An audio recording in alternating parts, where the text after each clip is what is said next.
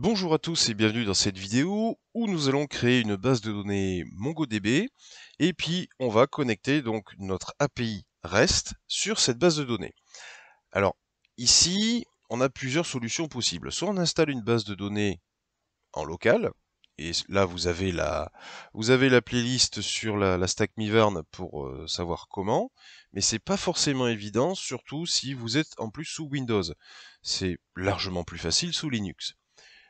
Si vous vous sentez pas de le faire, et ben du coup, on a un cloud qui s'appelle Atlas, qui a été fait par MongoDB, et qui nous permet d'utiliser une base de données gratuitement. Donc cette base de données, elle est à distance, elle est évidemment dans le cloud, et il suffit d'aller sur Cloud MongoDB, de se créer un compte gratuit bien évidemment, et on vous ouvre automatiquement le cluster 0 pour vous.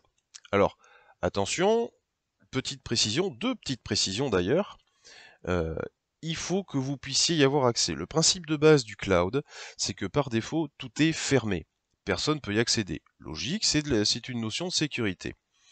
Donc une fois que vous êtes ici, que vous avez suivi toute la procédure, qui est assez simple, vous cliquez sur Network Access et vous n'oubliez pas de rentrer votre adresse IP. Soit vous ajoutez avec le bouton la vôtre, soit vous mettez un accès en cliquant sur Allow Access from Anywhere, un accès à tout le monde. C'est pas GG. Rappelez-vous que si vous êtes comme moi avec des adresses IP qui changent régulièrement, ça c'est mon fournisseur d'accès, il faudra pas oublier de les rajouter à chaque fois. Si vous avez des erreurs de connexion, c'est peut-être là aussi qu'il faudra vérifier. Alors moi, c'est bon, c'est fait. Et puis, on n'oublie pas non plus le database access, où on crée des utilisateurs. Alors on peut en rajouter, soit en mot de passe certificat ou avec le système de connexion d'Amazon. Le mot de passe c'est le plus simple, un login, un mot de passe, vous lui donnez un rôle, soit administrateur du compte, soit il peut lire ou écrire dans les bases de données, soit seulement lire dans les bases de données. Bon, vous mettez un read-write, hein, c'est plus simple pour commencer. Et donc vous créez votre utilisateur. Sans ça, ça ne marchera pas. Ensuite, maintenant, comment on fait pour y accéder? Alors, si vous vous rappelez bien, quand on utilise une base de données entre guillemets classique, une MySQL ou une MariaDB, on a l'adresse, le nom de la base de données, le login et le mot de passe. Et on faisait avec Sequelize une connexion directe. Ici, c'est un peu autrement. Donc, je retourne dans ma base de données.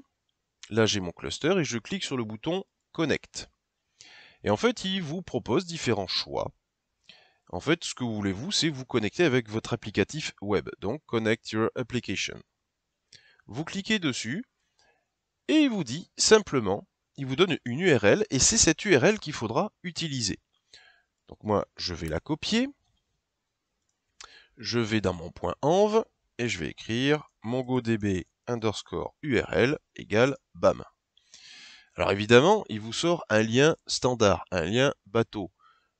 Il ne faut pas oublier de remettre les bons logins et mots de passe. Donc moi, j'avais fait database access, donc j'avais fait le login Marcel, donc forcément, vous me connaissez, il y a le mot de passe Roger derrière.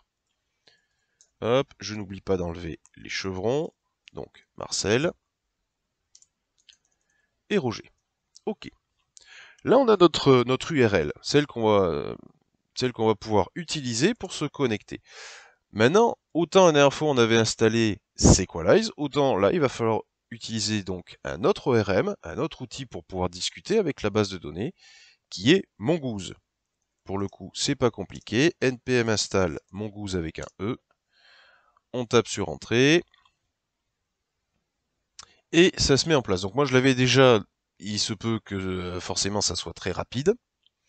Mais du coup, voilà. Moi, je l'ai. Si je regarde dans mon package.json, ici, j'ai mon mongoose. Évidemment, on pourrait supprimer. Hein, cela, on s'en fiche un peu. Donc là, j'ai mon mongoose. On revient dans notre serveur. Ce qu'on avait vu aussi la dernière fois, bon ça je peux supprimer le... Non, je vais garder le terminal. Ce qu'on avait vu donc du temps de MySQL, c'est qu'il fallait faire un fichier de connexion, parce que dans ce fichier de connexion, comment dire, les relations entre les bases de données. Là, si je vous remets le lien du dépôt GitHub, hop, hop, hop, et hop. Hein, c'était ça notre fichier de connexion avec donc Sequalize, la façon de se connecter et les modèles qu'on avait reliés ensemble. Or, MongoDB fait partie du monde où il n'y a pas de relation entre les tables. Pour vous garder une idée en tête, MongoDB, c'est de la base de données qui doit délivrer rapidement de la data. Donc, c'est un peu tout lié au monde du big data, tout ça. On doit délivrer rapidement. Le truc, c'est que les bases de données relationnelles, il y a des outils de contrainte, de vérification, il y a des contrôles d'intégrité pour que les données ne partent pas. Ça prend du temps de traitement. Donc, dans le monde du big data, on a des bases de données, elles ne font rien d'autre que de la donnée. Il n'y a pas de contrôle, il n'y a rien, donc il n'y a pas de relation. Ces notions-là, elles n'existent pas. Et MongoDB a un petit truc sympa, c'est que aussi la connexion va être généraliste. C'est-à-dire qu'on a besoin de se connecter une seule fois, le système le comprend très très bien, plus besoin des fichiers de connexion, de relier le modèle. C'est fini. Une fois que c'est fait, on a accès à tout.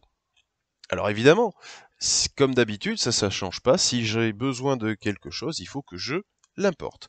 Donc j'importe mongoose require de mongoose.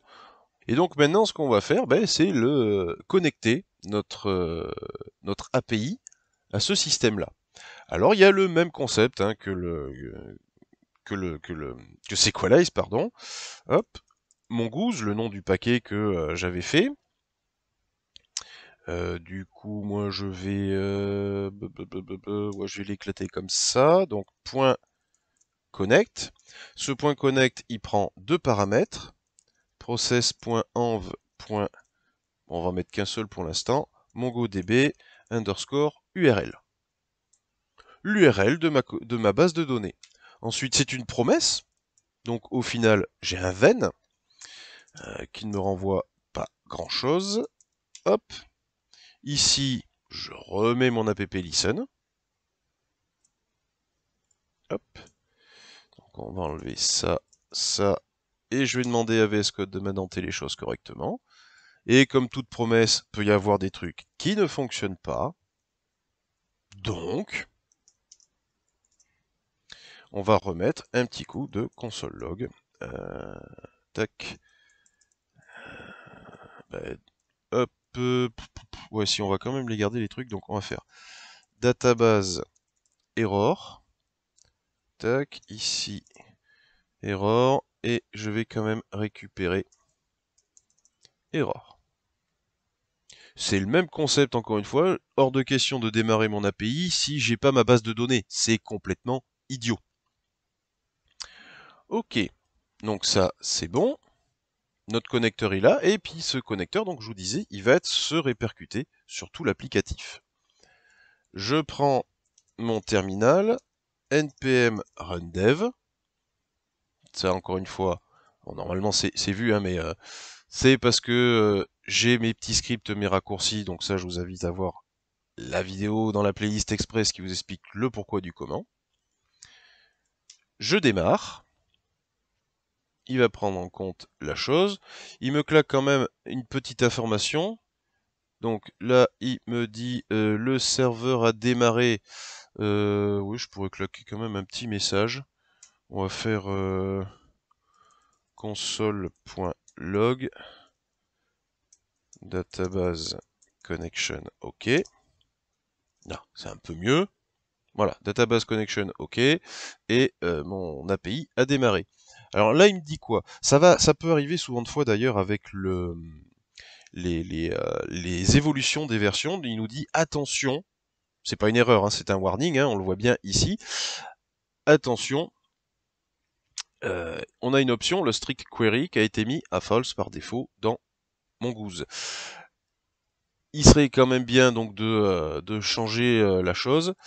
Et si s'il y a une évolution qui va arriver, ça serait quand même bien en prévision 2 de coller le strict query true.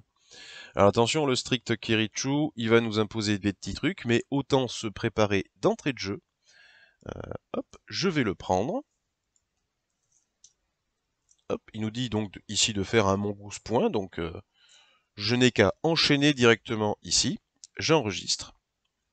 Je n'ai plus mon message, je suis préparé une évolution future, pas de souci, et ma base de données est connectée. Alors évidemment, côté base de données, il n'y a strictement rien pour l'instant. Database, Browse Collection, ce ne sont plus des tables, ce sont des collections. Je n'ai absolument rien, c'est normal, je n'ai pas mis de modèle, je n'ai pas mis de connecteur dessus. L'idée pour l'instant, c'était simplement de se connecter. Et voilà comment on y arrive. Pour l'instant, on est dans le monde des ORM, que ce soit Sequelize ou Mongoose. C'est la même chose, il n'y a pas trop à se prendre la tête à part 2-3 subtilités. Ici c'est bon, prochaine vidéo, eh ben, on va s'occuper des modèles de notre base de données. Donc ici cocktail et user, vous allez voir qu'il y a quand même des petites différences.